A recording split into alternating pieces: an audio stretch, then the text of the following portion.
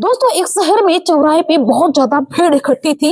लोगों का हुजूम जुड़ा हुआ था। भीड़ बढ़ती ही जा रही थी। स्थानीय लोग थे, बाहर के भी लोग थे, बहुत सारे मीडिया कर्मी भी इकट्ठे हो रहे थे और पास में ही बस स्टैंड था और लोग आपस में बातें कर रहे थे कि यही जो बस आने वाली है, इसी बस में वो मैडम है, यही जो बस आ रही इसी में वो मैडम है। दोस्तों उसी भीड़ में एक रिक्शा वाला रिक्शा लेके आता है और उसी भीड़ के पास में खड़ा हो जाता है। तो कुछ लोग उस रिक्शे वाले को गाली देने लगते हैं, अरे भाई हटा यहाँ से, तूने बीच में रिक्शा कहाँ से खड़ा कर दिया, तो उसको पता है यहाँ पे कौन आने वाला है।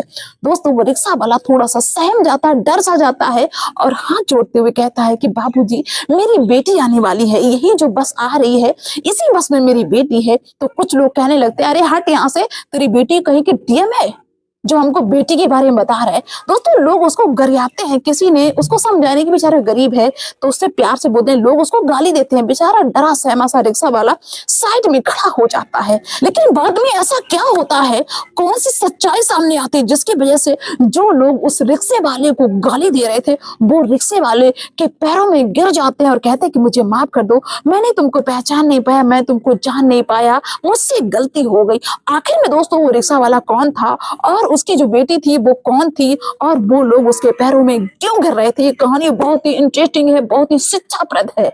तो बस थोड़ा सा समय निकालिए, इस कहानी को सुनिए और आप लोग अपनी राय अवश्य रखिए। तो आप सभी का बहुत बहुत स्वागत है मेरे यूट्यूब चैनल में एक और नए वीडियो में। दोस्तों ये कहानी शुरू होती है बिहार के एक छोटे से गांव से। इस गांव में एक ऐसा परिवार रहता था जो बेहद ही ज्यादा गरीब था। इस परिवार का 2 वक्त का खाना भी ठीक से नहीं चल पाता था। दोस्तों इस परिवार में 5 सदस्य थे, माता पिता और 3 बच्चे। 3 बच्चों में बेटी थी वो बड़ी थी और 2 बेटा थे। दोस्तों माता पिता मेहनत मजदूरी करके अपने बच्चों का पेट भरते थे, जैसे तैसे थोड़ा बहुत अपने बच्चों को पढ़ाते लिखाते भी थे। दोस्तों ये माता पिता जो थे, इनकी जो बेटी थी जिसका नाम था वंदना, उस बच्ची को और अपने बच्चों को बहुत ही अच्छी शिक्षा माता पिता देते थे। दोस्तों बाप का हमेशा ये मानना था कि मैं अपनी बेटी को दहेज तो नहीं दे पाऊंगा क्योंकि मेरे पास इतना पैसा नहीं है, लेकिन अपनी बेटी को इतने अच्छे संस्कार दूंगा, इतने अच्छे संस्कार दूंगा कि मेरी बेटी जिस घर में जाएगी वहां पे लोग याद करेंगे कि मुझे ऐसी बहू मिली, ऐसी दुनिया में किसी की बहू नहीं होगी। दोस्तों वो बेटी, गरीब बाप की बेटी वंदना, वो जब शादी की योग हो जाती है तो पिता को चिंता होने लगती है। और दोस्तों आम सी बात है कि बाप कितना भी गरीब हो लेकिन उसका सपना हमेशा यही रहता है कि मेरी बेटी हमसे ऊंचे खानदान में, हमसे ऊंचे घर में जाए, पैसे वाले घर में जाए। दोस्तों ये गरीब बाप भी ऐसा ही घर ढूंढता है कि कोई पैसे वाला घर मिल जाए और पैसे वाले घर में जब वो बाप जाता है तो अपनी बेटी की तारीफ करता है और कहता है कि मेरे पास पैसा नहीं है लेकिन मेरी बेटी ऐसी है कि तुम्हारी 7 पुश्तें बदल जाएंगी, मेरी बेटी बहुत संस्कारी है, बहुत शिक्षा है मेरी बेटी के अंदर, बहुत अच्छी है, समझदार है। लेकिन दोस्तों कोई भी उसको रुकने नहीं देता गरीब बाप को। लोग कह देंगे मुझे इतना पैसा चाहिए। दोस्तों वो गरीब बाप जब भटक भटक के परेशान हो जाता है तो वो इस चीज को समझ लेता है कि पैसे के बिना कोई शादी नहीं करेगा, अब मुझे अपने बराबर का ही कोई घर देखना चाहिए, नहीं तो मेरी बेटी ऐसी बैठी रहेगी, कोई शादी नहीं करेगा। दोस्तों वो गरीब बाप ऐसे ही एक साधारण परिवार देखता है, लड़का अच्छा था तो अपनी बेटी की वहीं पे शादी को तय कर देता है। दोस्तों शादी की जो डेट थी वो भी नजदीक आ जाती है और वंदना की शादी बड़े धूमधाम के साथ में हो जाती है और वो अपने ससुराल में चली जाती है।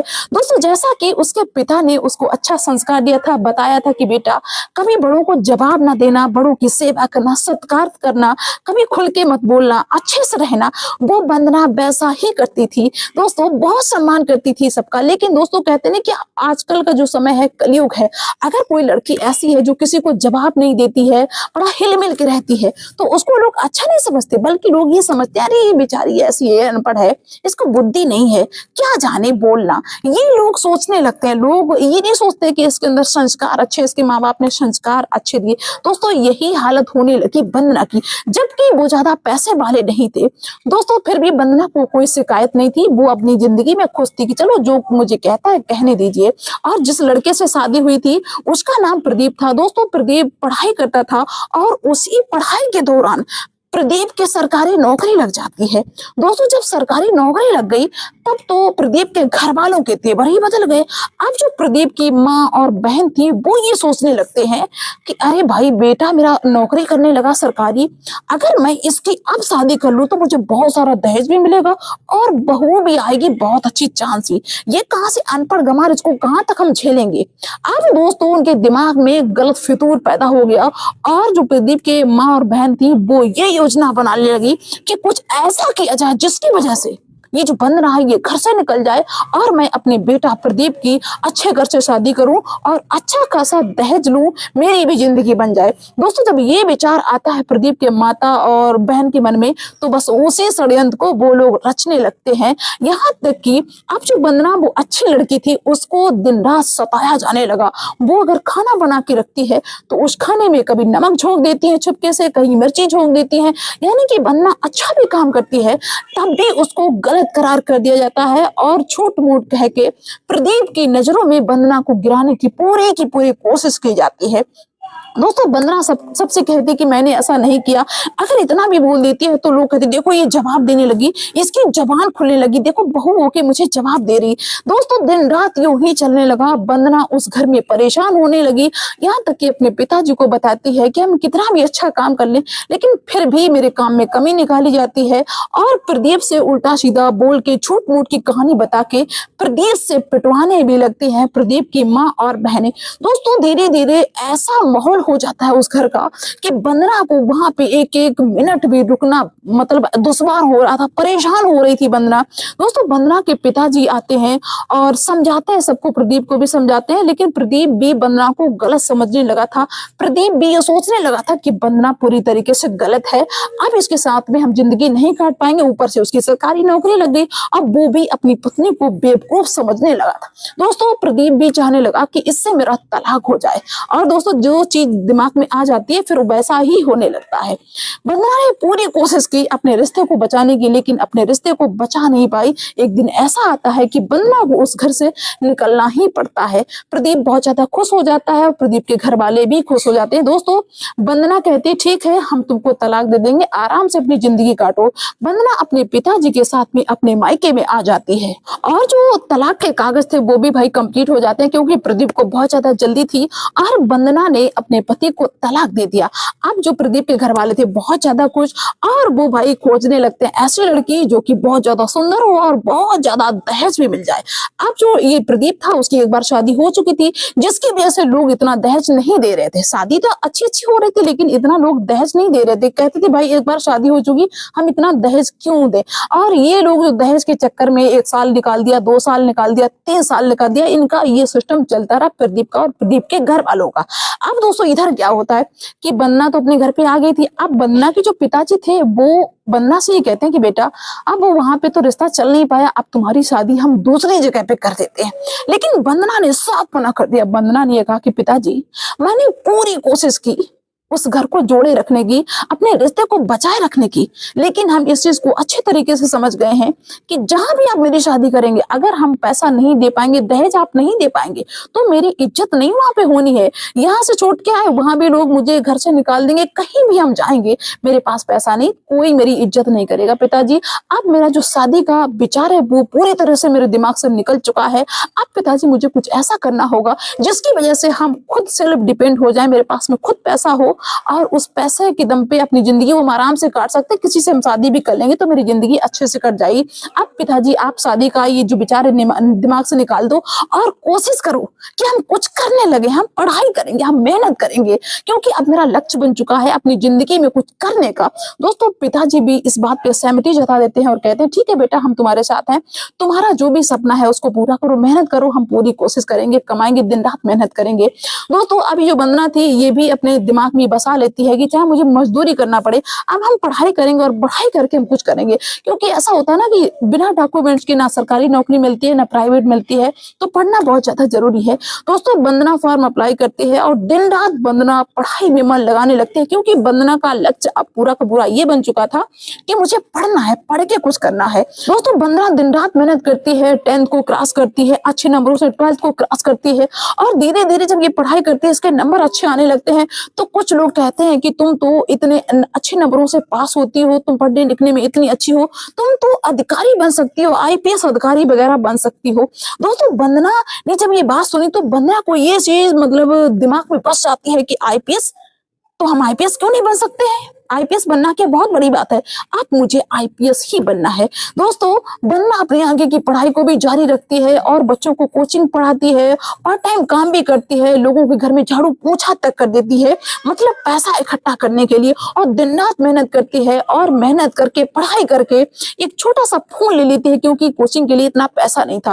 और दोस्तों फोन से ही वो आईपीएस की जो कोचिंग का जो भी सिलेबस होता है उसको पूरा करती है, मेहनत करती है। जो चीज एक बार में समझ में नहीं आती वो 4 बार में समझती है। और दोस्तों जब फॉर्म अप्लाई करने का टाइम आता है तो फॉर्म भी अप्लाई करती है, और उसने इतना जी तोड़ मेहनत की थी, इतनी मेहनत की थी कि वंदना का पहली बार में आईपीएस में सिलेक्शन हो जाता है। और वो अपने घर पे फोन करती है और अपने पिता से कहती है कि पिताजी कल हम घर आ रहे हैं। दोस्तों पिताजी पूछते हैं कि बेटा क्या हुआ, तुमने एग्जाम दिया था, तुम्हारा सिलेक्शन हुआ कि नहीं हुआ? लेकिन वंदना ने कहा कि पिताजी कल हम आ रहे हैं और वहीं पे आके तुम्हारे सामने हम तुम्हें बताएंगे। कि वंदना ने अपने पिता को कुछ नहीं बताया। और दोस्तों जब वंदना का सिलेक्शन हो गया तो भाई चारों तरफ खबर तो फैल गई थी, मीडिया में भी खबर फैल गई कि वंदना जो कि गरीब थी उसके पिताजी रिक्शा चलाते थे, क्योंकि वंदना के खर्चा के लिए, पढ़ाई के लिए पिताजी के पास में कोई दूसरा स्रोत नहीं था, तो पिता ने एक किस्तों पे रिक्शा ले लिया था और उस रिक्शा से दिन रात मेहनत करते थे और पैसा कमा कमा के अपनी बेटी को देते थे। अब दोस्तों जो डेट वंदना ने बताई थी कि उस तारीख को हम आएंगे और फला बस से आएंगे,